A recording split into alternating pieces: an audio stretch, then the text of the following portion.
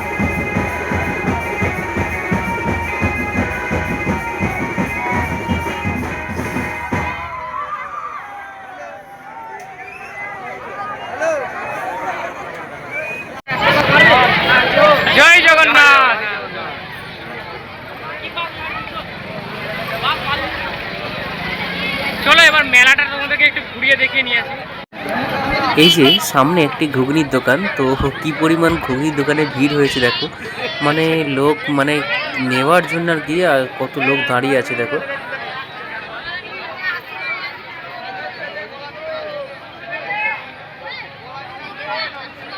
হাড়িটের রথে প্রায় প্রতি বছরে দেখি উপচে পড়ার মতো ভিড়, মানে এখানে কিন্তু আশপাশের গ্রামের সব লোক এখানে রথ দেখতে আসে বা রথ টানার জন্য আসে। তো এখানে কিন্তু অতিরিক্ত পরিমাণ মানে প্রচণ্ড দর্শনার্থীদের ভিড় হয়, যে ভক্তদের ভিড় হয় রথের দড়ি টানার জন্য, সবাই একটা আশা করে থাকে। সেই কারণে কেমন ভিড় হয়েছে সেটা আমার ভিডিও দেখি তোমরা বুঝতে পারছো।